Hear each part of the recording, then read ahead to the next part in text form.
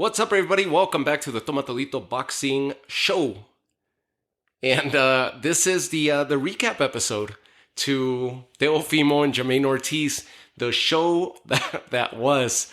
There's so much to cover as to this event, and you guys hear me laughing. I'm a little hesitant with this episode because so much to talk about with a fight that gave us so little. Yet there's so much to dive into. Fighters commenting on social media, their opinions, fans, personal messages and calls that I received yesterday as a fight was taking place, the way that I viewed the fight, and then what actually happened. It's just there's so much to cover, and I'm curious to hear from you guys as to how you guys saw it. How you guys and gals saw this fight, whether you were scoring it, whether you were just enjoying it, your feeling as the fight ended after the final bell prior to the judges rendering their scores. Those of you that were listening to it in mute with no sound, how you deemed the fight went versus those of you that listened to the commentary, and if you caught on to any biases or any negativity going on during the commentary. We'll dive into a little bit of everything, but it was definitely an event. And on the preview episode, we said that it was going to be the launch. This is the second time the Top Rank has been involved in such a big weekend, and they did it previously a few months back as Las Vegas was getting ready to launch their big Grand Prix weekend, introducing Grand Prix to Las Vegas and to the United States, I guess, especially in such a big market as Las Vegas. And Bob Arum and Top Rank ended up leading the way with a Thursday night showdown as well, which was headlined by none other than Shakur Stevenson and Edwin de los Santos, which turned out to be another boxing performance, to quote one great fighter in Terrence Crawford. I'm going to dive into that because it was a little bit It's a comment. It's a post that he ended up putting on X yesterday as the fight happened, and it basically questions everybody's intelligence. And I get it. He's a first ballot, top tiered, hands down future Hall of Famer who still has a lot to do within the sport of boxing, and who is trying to unify a third division as he's made claims. But his comment really took me aback because, and it's fine, it happens. It took me aback because of the way that it was put out there, just basically questioning everybody's intelligence, yours and mine, and all the fans across the world who were witnessing this event go down. So we'll dive into that. Now, Bob Arum leads the way a few months back, kicking off the weekend to the big Grand Prix weekend. And here we are on the verge of Super Bowl weekend. We're in amidst Super Bowl weekend now, the big game taking place on Sunday. And he took helm at launching the weekend with the big Thursday night fight, big event in Las Vegas between Teofimo Lopez, the lineal champ at 140 pounds, against Jermaine Ortiz, who came up from 135, a former amateur foe of Teofimo Lopez. These two fought each other in 2015 in the National Golden Gloves matchup when Jermaine was 19, Teofimo was 17, and Teofimo got the nod by decision. At that point, he ended up getting he became the National Golden Gloves winner as he defeated Jermaine Ortiz by a decision. And here he is again getting the nod over Jermaine Ortiz in the professional ranks several years later.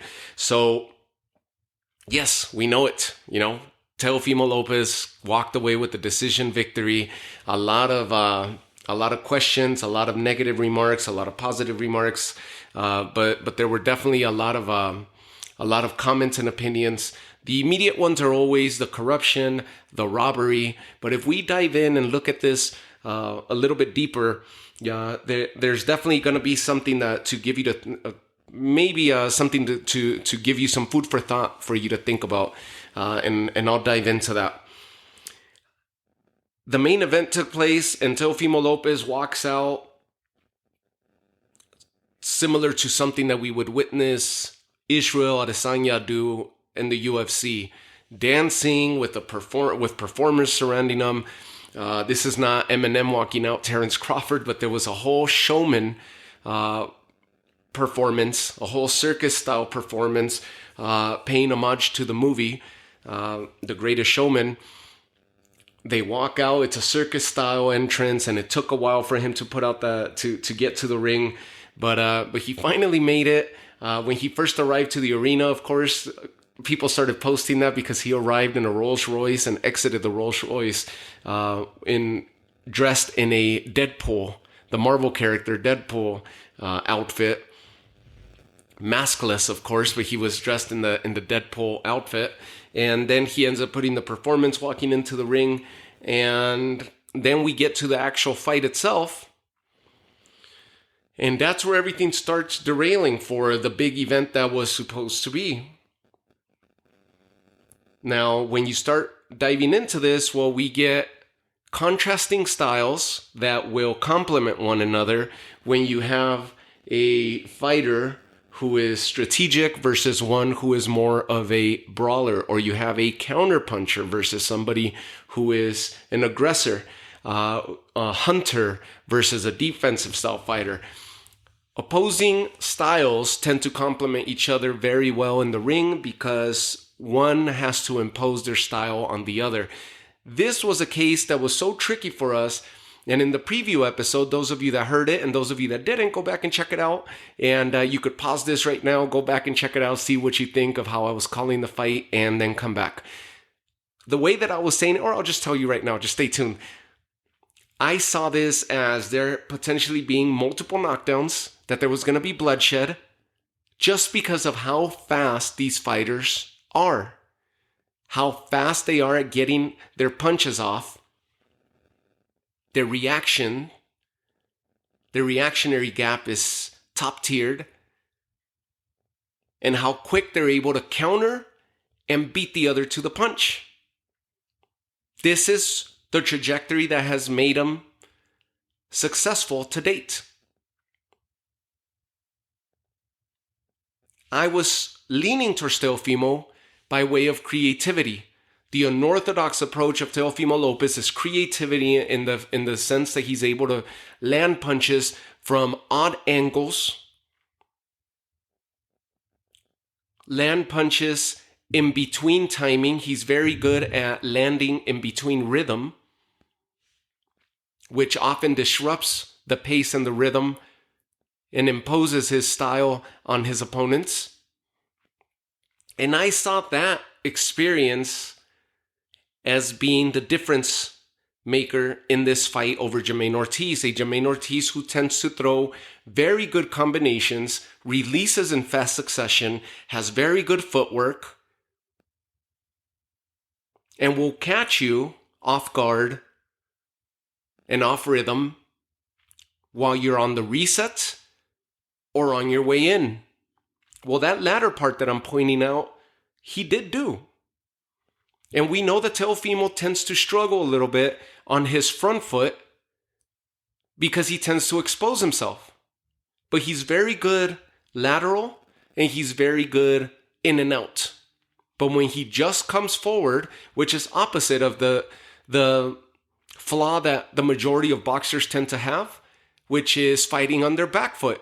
When they're pressured and they're pushed against their will onto the ropes or cornered, they're not very successful and they tend to get caught. Well, Teofimo possesses the opposite. He tends to get caught on his way in because his hands are either down or out wide. And Jermaine Ortiz exposed that. Jermaine Ortiz would catch him as he was moving in. He would pot shot him. He would clip him.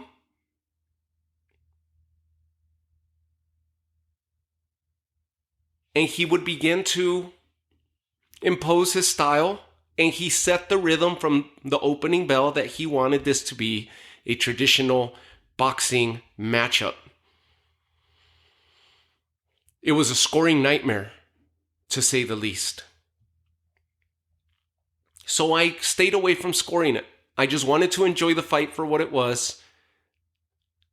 I saw Jermaine Ortiz start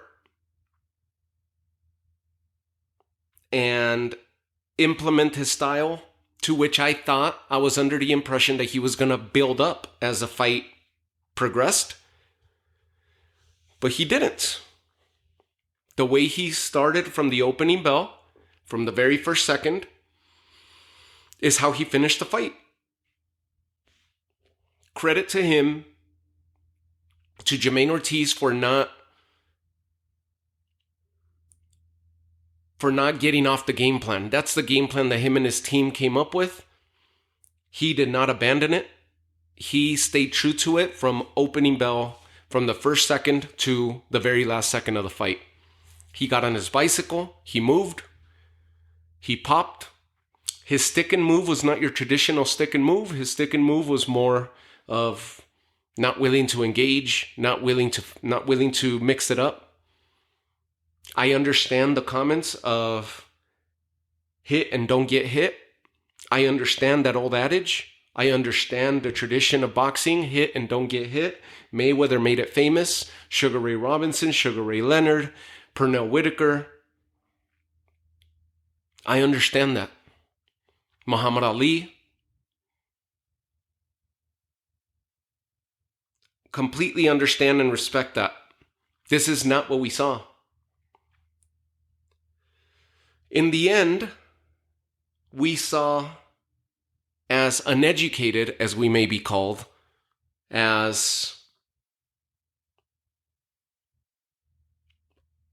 unknowing, or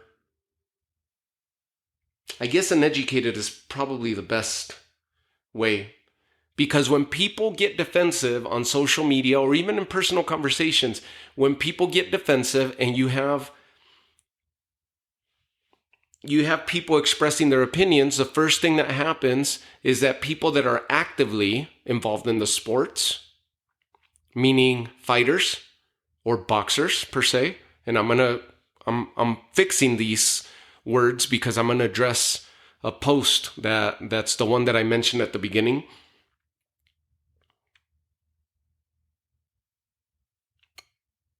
Boxers will often, rather than acknowledge the point of view of what the common fan, whether you're a casual, a common fan, an educated fan, a hardcore fan, you often get told that you don't know shit about boxing because you're not in the ring, you're not fighting. You're told you don't know what you're talking about. And Terrence Crawford's comment, or his post on X, was what most people don't understand or don't get, and I'm going to paraphrase because I don't have it in front of me, but he basically said to the words, and I'm pretty sure I'm close to spot on, he says, what most people don't understand is that,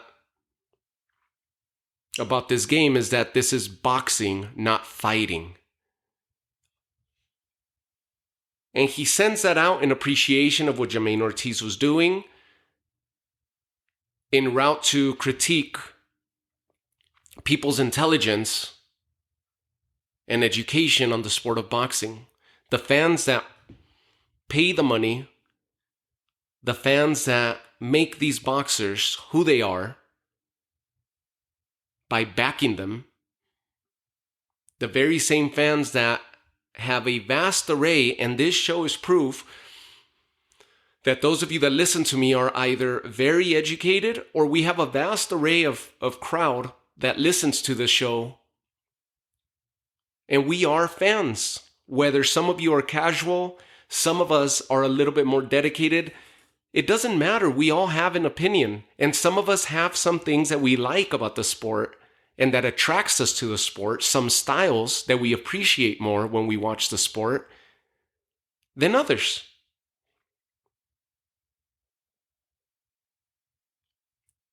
And eliminating the notion of robbery and corruption, which is a quick thing that everybody goes to, or the, hey, what are you going to do? This is boxing. That notion, let's put that aside for a second. Because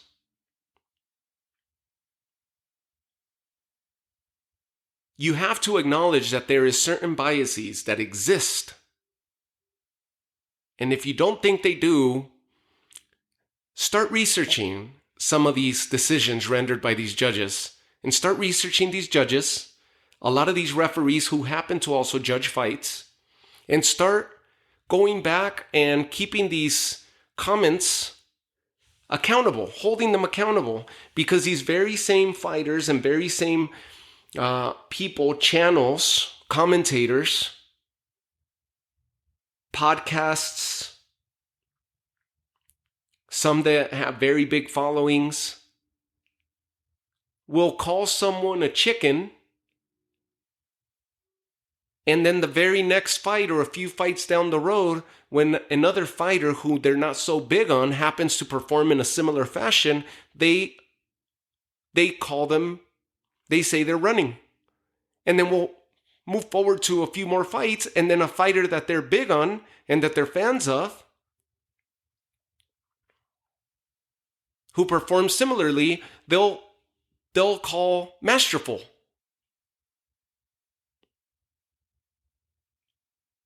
And that's where you start seeing the biases that even if people don't want to acknowledge them, they exist. They're implanted in people's brains already, including myself. When you try to take a step back and not view a fight as a fan, but just view it objectively rather than subjectively,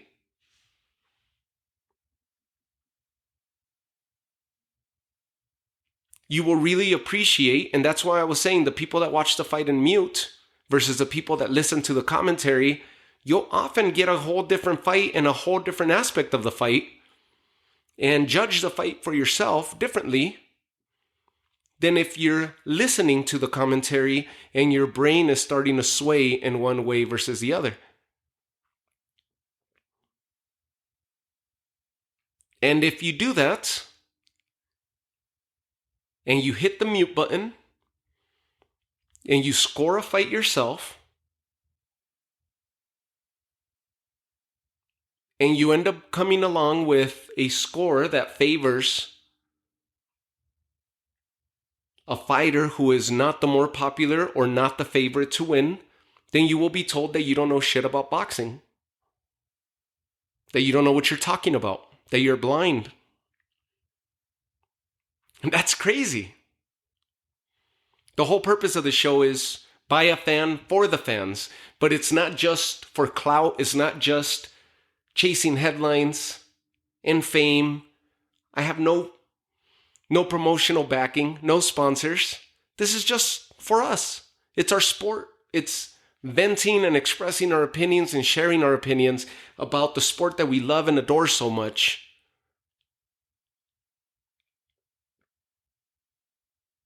And creating that fresh dialogue, that new narrative, to be able to contend with the naysayers or the haters or the super biased. What we saw yesterday as fans was one fighter, yes, who implemented his style, imposed his style, stuck and moved, but was unwilling to engage a style in which you got the impression that he was going to build up on. And as the fight progressed, especially in the second half of the fight, there would be some type of notion of trying to close the show, trying to cement the decision, trying to leave no doubt as to who the better boxer was. For someone to make the comment that this is boxing, not fighting, as if we don't understand what we're watching, well, if it was the BKFC who has the word fighting in their name, that would be, and it was a BKFC fighter versus a boxer in the squared circle, then yes, we could say this is boxing, not fighting. We just witnessed Austin Trout put on a boxing performance against a fighter in Luis Palomino and won the title. We know what we were watching, and it was a boxing fight. Two top-tiered boxers, excellent boxers, but we had Jermaine Ortiz who ended up performing, and his game plan was more of a point scoring amateur/Olympic style pedigree boxing plan that he came up with, that he imposed on Teofimo in a professional setting.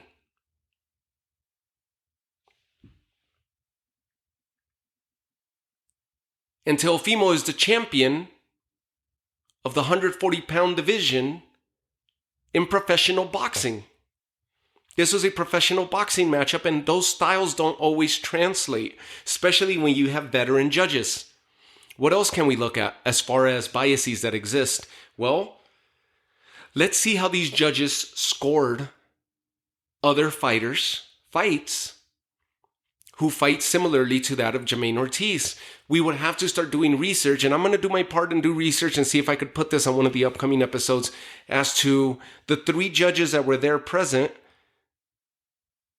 how they've scored Shakur Stevenson fights or Devin Haney fights or Gervonta fights. Maybe even if they were around, which I believe they were, around when Mayweather used to fight. How about Terrence Crawford fights? Because this is what's wrong with it. There was one judge that ends up basically falling asleep, pre-filled the scorecard, fell asleep early in the fight, and gave a 117-111 score for Teofimo Lopez. So even if the other judges who actually scored it a little bit more accurately, at 115, 113, meaning that it was up in the air for them. It was a scoring nightmare, like I said, and they were experiencing that. It was that close that at 115, 113, should they have given any of those rounds to Jamaine Ortiz, this would have been a draw. And the difference maker would have been that card, that 117, 111 landslide that they saw. All 3 judges basically told the world with those scores, we don't appreciate the style that Jamaine Ortiz brought to the table yesterday. And they didn't reward that style. They rewarded Teofimo Lopez. The crowd is split, whether it was social media or elsewhere. I had personal texts and calls that I received yesterday with people telling me, I've never seen who Jamaine Ortiz was. I had no idea how he fought. I never want to see him again. That's crazy, because I really like how Jamaine Ortiz fights. And if you look at Jamaine Ortiz versus his fight against Lomachenko, it was a very tactical fight, but he actually fought and he took the fight to Lomachenko, yet he didn't want to do the same with Teofimo. The game plan backfired. We saw what he did with Jamel Herring, which I was mentioning on the preview episode, the way that he picked Jamel Herring apart. Jamel Herring, who is the longest reigning champion at 130, moves up to 135 to fight this blue chip prospect in Jamaine Ortiz and gets picked apart and just basically beat up. Where was that Jamaine Ortiz? That's the one I expected to step in here with Teofimo Lopez. Instead, like we said in the preview episode, we were expecting one thing, and I just had an inkling that it was going to be very similar to Camboso's Teofimo Lopez. A tit for tat, I punch you, you punch me. But there was never any build to the game plan. There was never any effort by Jamaine Ortiz in wanting to put an end to the fight and wanting to cement the fight and wanting to leave no questions or all questions unanswered. He basically, from the first second of the opening bell, he basically gave it to the judge's hands and said, here, I'm going to leave it to you guys to give me the decision. I'm going to put it in your hands. And he stayed in that same game plan the entire time. The headbutt that happened in round 7 was the only blood that we saw, where I was thinking there was going to be blood and knockdowns exchanged. Whenever there was going to be an exchange throughout the fight, it would end up in a clinch, which would take longer to break up from than what their actual exchanges would last. You had one fighter, to the uneducated eye, one fighter in Teofimo Lopez hunting the entire time, wanting to engage, wanting to entertain, wanting to make it a fight. And you had another fighter who was on his bicycle the entire time, unwilling to engage and pot-shotting. Yet, you can't ignore the fact that Jamaine Ortiz was pot-shotting and landing cleanly on Teofimo whenever he was coming in. And we know that that style frustrates Teofimo Lopez. And Teofimo Lopez tends to check out mentally mid-fight. And he did it again last night, where he ends up talking to the crowd. He goes full Deadpool, full 4D mode, and starts talking to the crowd, screaming at the crowd, saying, this guy's running, this guy doesn't want to fight, this guy... Instead of focusing on the fight and trying to figure out and adapt on the fly as to how he's going to corner him. His dad's pleading with him, get him in the body, eliminate the legs. Instead, we got more of the same.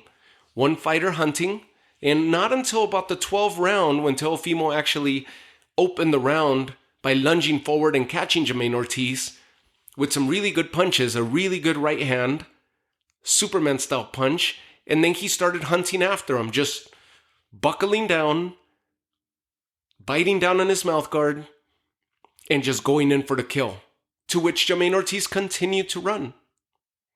So it's funny how you'll have some people tell you that this is boxing and not fighting, yet they're both boxing. We know what we were watching. We know what we tuned into. They were both boxing.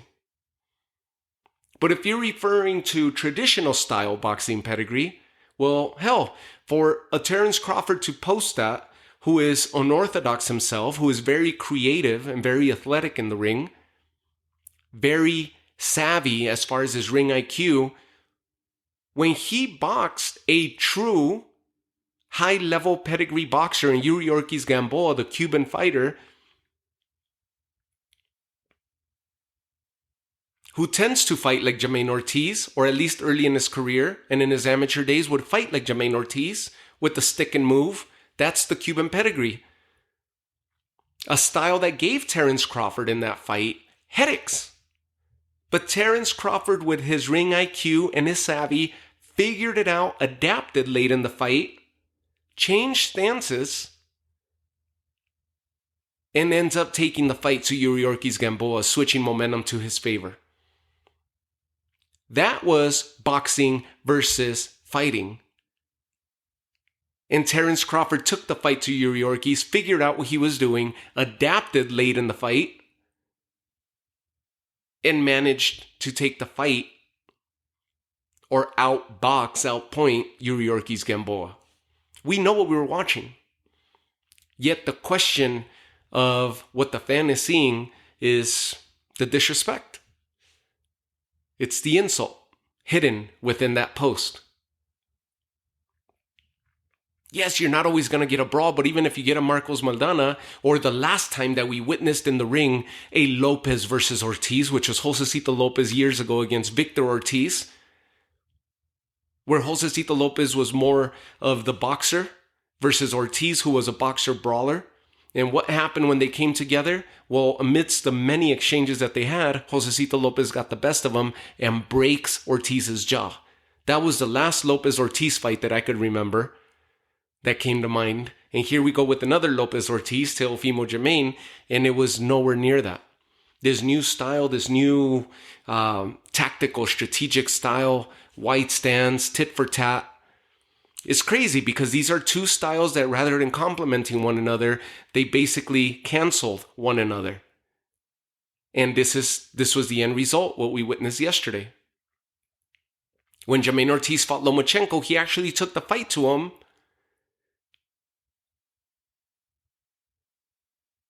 And it was a matter of outsmarting one another, and that was basically a chess player defeating another chess player, a higher IQ chess player in Lomachenko defeating Jamaine Ortiz, figuring him out, using his advantages, turning them to weaknesses, and outpointing him down the final stretch of the fight. From round 8 to 12, or from round 9 to 12, I believe, is when Lomachenko started stepping on it.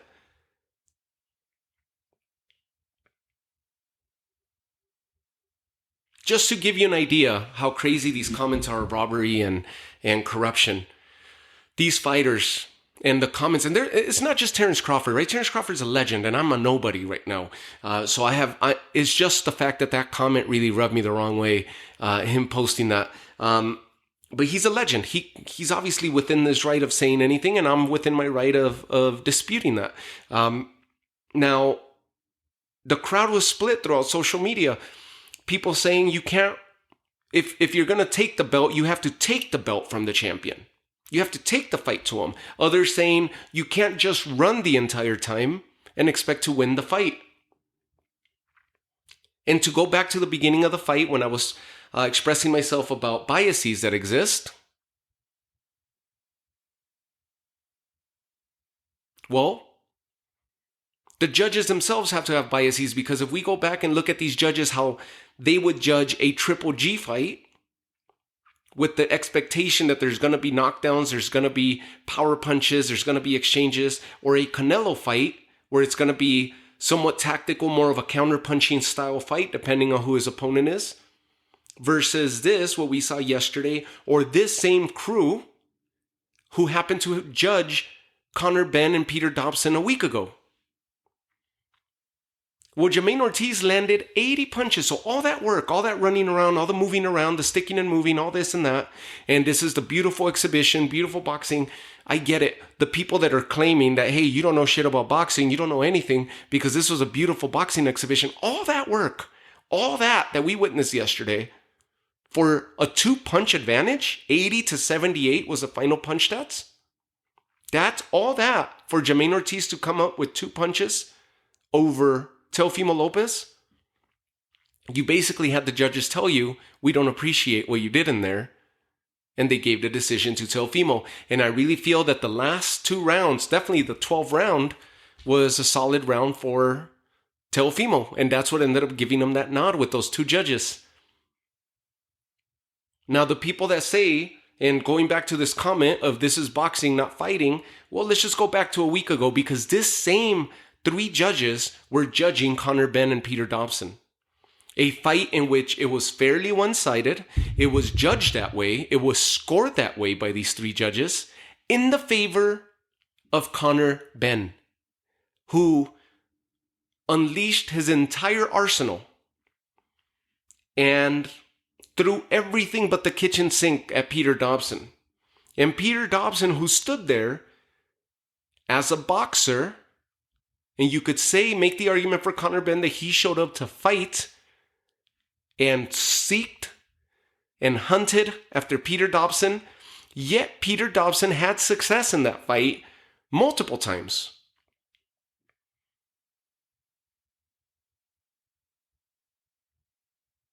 Conor Benn landed 246 punches on Peter Dobson. Peter Dobson landed 100 less, but he landed 146 punches on Conor Benn. A lot of inside uppercuts. Whenever they would be in close quarters, he would end up catching them with overhands. He would end up reaching across the ring. As slow as Peter Dobson was, he would still manage to catch Conor Benn. Clean. 146 punches. Wait a minute. Where were all the messages last week claiming robbery because Conor Benn is a fighter and Peter Dobson was a boxer? Where's the robbery? Hey, you don't understand. Peter Dobson is a pure boxer. You guys don't understand boxing versus fighting. Where was that argument made for him? Because he stood in the ring, refused to engage, became more of a defensive fighter, flat-footed, but the few times that they did get in close quarters, as crafty as Peter Dobson was, he managed to have success against an active Conor Benn. But the more active fighter was rewarded who had the higher output. Yesterday, the difference was just 2 punches to the favor of Ortiz. And the judges didn't reward that. Where were the claims of Peter Dobson boxing beautifully? A masterful performance by Peter Dobson. Where were all those comments? It's the same crew, same judging crew. Where were all those comments at? For all the people claiming corruption and robbery, who landed 146 punches, Jermaine Ortiz landed 80.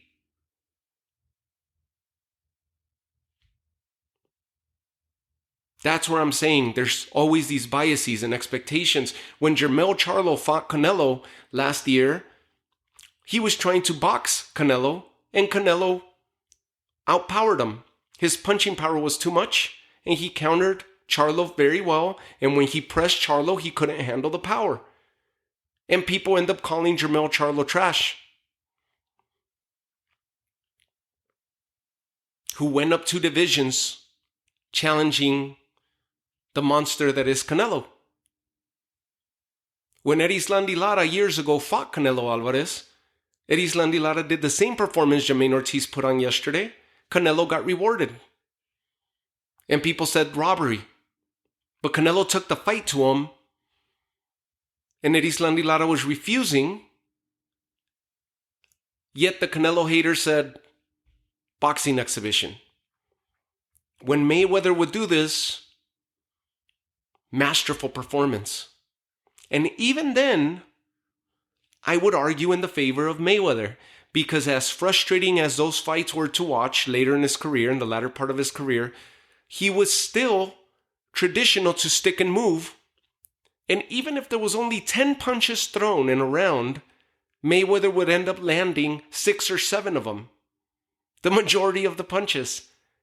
If he was on his back foot, he would sneak in an uppercut, land an overhand, sneak a punch, catch him on the front foot, catch him lunging in. If there was minimal action, that's what would make these fights frustrating, because you wanted an exchange, you wanted action. He would eliminate everything from the arena, eliminate the action and the excitement, and would just cruise to a victory, but he was still outlanding his opponents. And it would be clear when the final punch stat numbers would be displayed that one fighter would throw and just couldn't land anything, would throw and throw and throw and throw, and would end up with like a 20% accuracy overall, versus Mayweather ending up with at least half of his punches landing cleanly on his opponent with 50%, 60% accuracy. So you couldn't deny that. That was traditional stick and move, shoulder roll, beautiful boxing. Frustrating, yes, but he was still winning. That's not what we saw yesterday. Even then, if we're going to go point for points, and he does outland Teofimo 80-78, then I could appreciate your argument of saying, hey, well, he still outlanded him by 2 punches. Even if it was 1 punch, he should have gotten it. But the overall scheme of things, the judges didn't reward that. So for people claiming robbery and corruption, it wasn't. I don't think it was. This was a clear message that the judges sent that we're not going to reward that.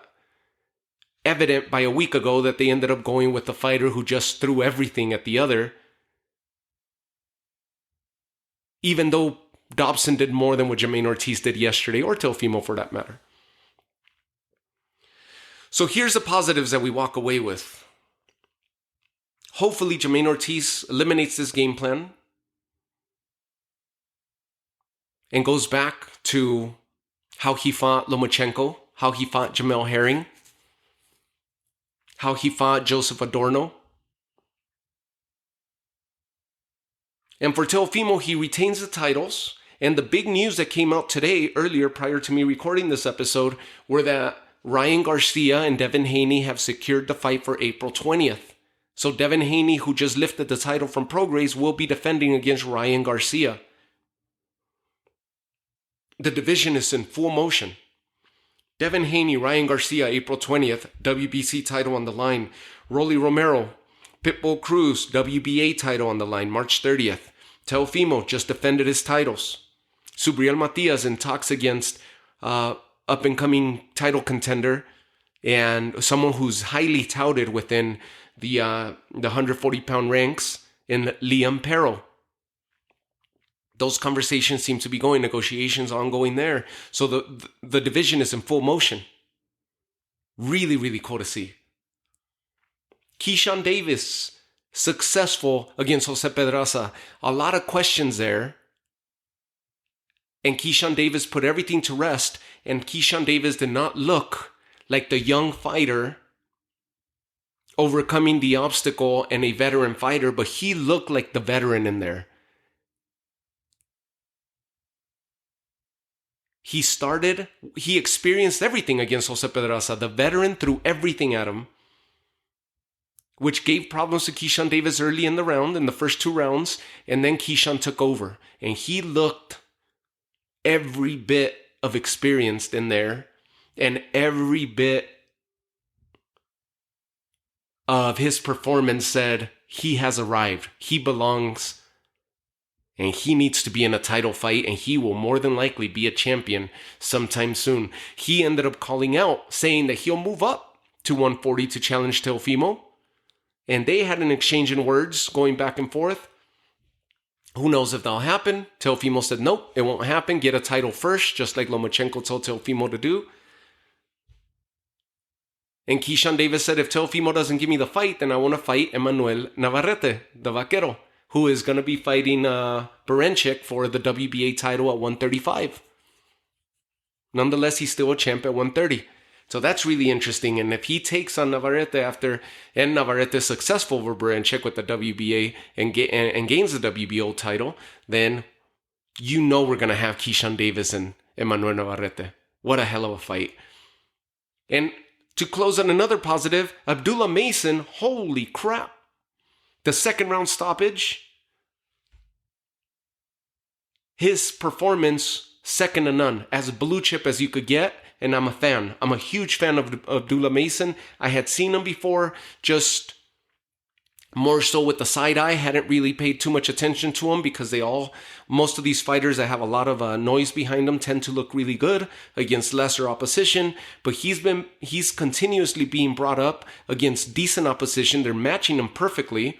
This is the first time that his opponent had been dropped, let alone stopped. Abdullah Mason dismantled his opponent.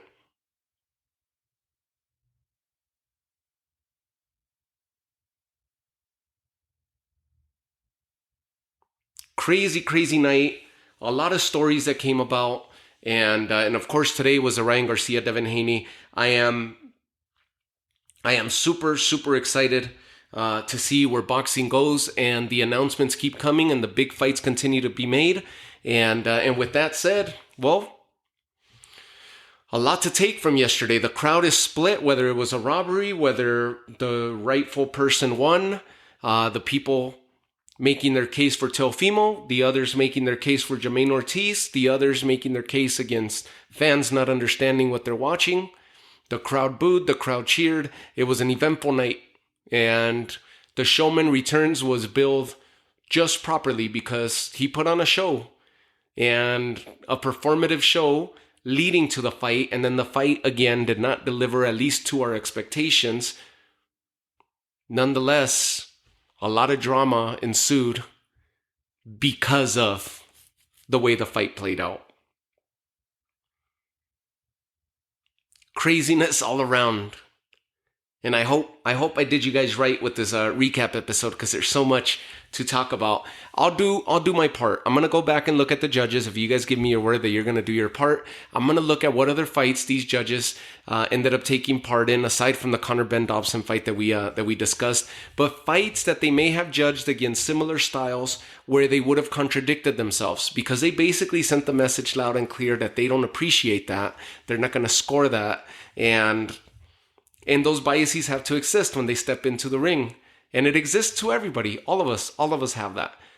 But we keep seeing it. We saw Tim Bradley during the commentary. At one point he says, in the latter part of the fight, he says, Jamaine Ortiz may be winning the match, but he's not winning the fight.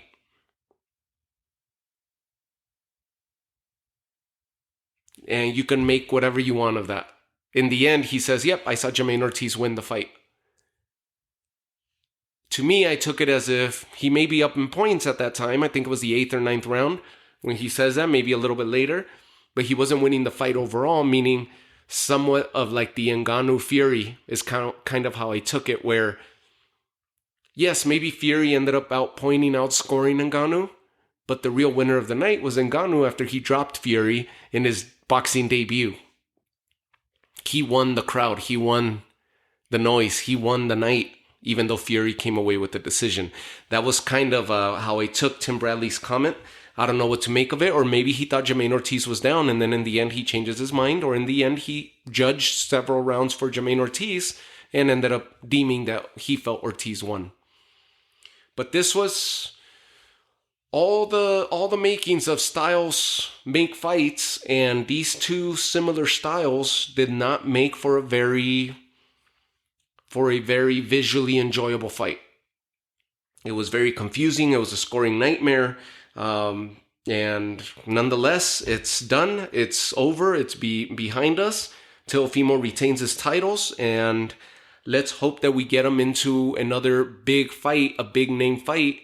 Maybe if Subriel Matias and Liam Perro falls through, maybe he could face Subriel Matias, or maybe a Tank Davis fight, which has been talked about for so long. I don't think the Terence Crawford fight is a smart fight, but money-wise, it would make sense. I really think Terence Crawford would be a little too much for Teofimo. Just a personal opinion, but I guess when we get closer, we could try to break down that fight if it does come to fruition.